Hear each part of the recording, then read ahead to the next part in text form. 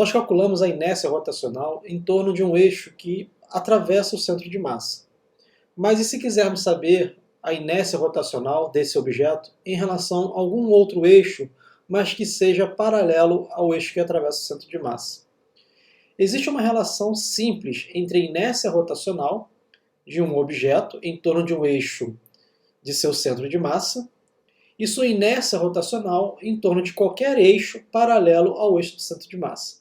Considere aqui um objeto de uma forma qualquer, um objeto planar, o centro de massa, então aqui observe o eixo atravessando o centro de massa, e um eixo paralelo, que está a uma distância d do centro de massa. Considere o elemento de massa ΔM, ou elemento de inércia ΔM, que está numa posição arbitrária desse plano.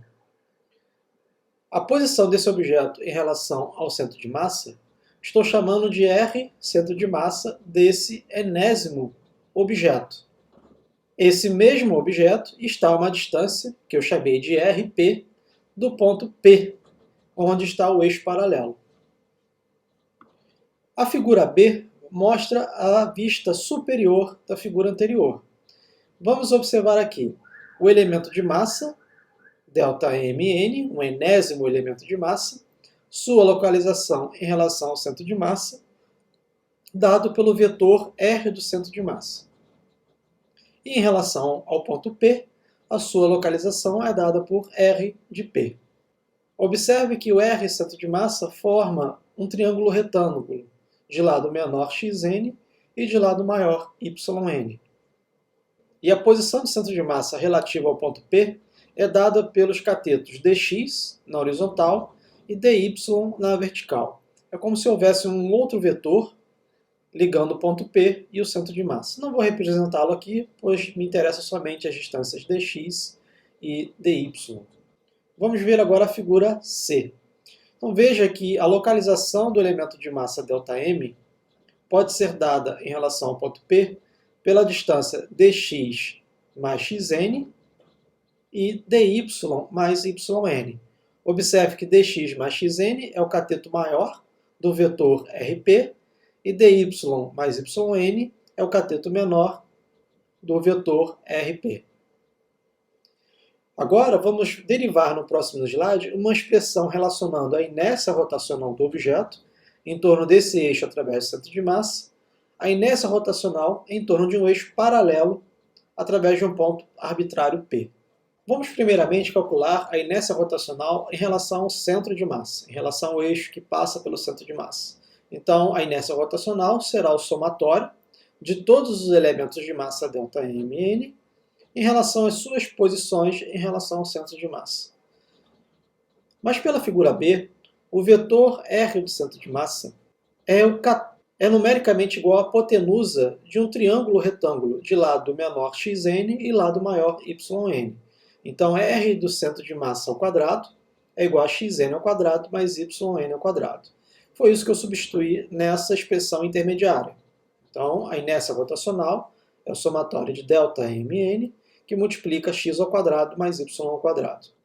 A inércia rotacional do elemento de massa ΔN em torno de um eixo paralelo ao eixo do centro de massa, mas que está a uma distância d do centro de massa, será dado por somatório de ΔM de R ao quadrado de Pn. R ao quadrado P é a hipotenusa desse vetor posição do elemento de massa ao ponto P, cujos catetos são dx mais xn e dy mais yn. A inércia rotacional em relação ao ponto P será o somatório dos enésimos elementos de massa, que multiplica dx mais xn ao quadrado mais dy mais yn ao quadrado. Agora eu posso proceder o cálculo desses binômios e vou encontrar que a inércia rotacional em relação ao ponto P será o somatório dos elementos de massa, dx ao quadrado, mais 2 vezes dx vezes xn, mais xn ao quadrado, que é o primeiro binômio, mais dy ao quadrado, mais 2dy yn, mais yn ao quadrado, que é o segundo binômio. Como o centro de massa está na origem e pela definição de coordenada do centro de massa, os somatórios ΔMN xn e ΔMN yn são são identicamente nulos. E como dx e dy são constantes, como podemos ver na figura C, os termos que contêm 2dx xn e 2dy yn podem sair da soma.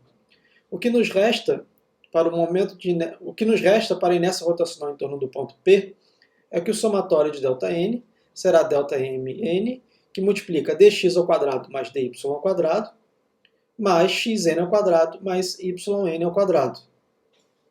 Mas dx ao quadrado mais dy ao quadrado é d ao quadrado, como podemos ver pela figura B. D ao quadrado é igual a dx ao quadrado mais dy ao quadrado. E ΔM, então ficamos com ΔMN, que multiplica d ao quadrado. Agora, x ao quadrado mais y ao quadrado é a coordenada do centro de massa, é o r ao quadrado, r do centro de massa ao quadrado. ΔMN vezes r do centro de massa ao quadrado é a inércia rotacional em relação ao centro de massa. Então, definimos que a inércia rotacional em torno do ponto P é igual à inércia rotacional em relação ao centro de massa mais m vezes d ao quadrado.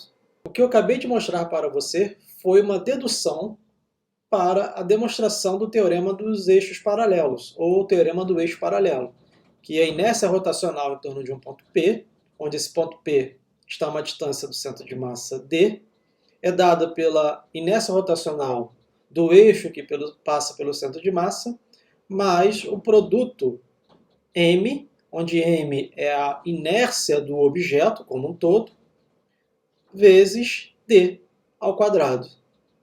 Então, esta é a inércia rotacional em torno de um ponto P. Relaciona o momento de inércia em relação a um eixo que passa pelo centro de massa ao momento de inércia em relação ao eixo paralelo a ele. Vejamos aqui um exemplo.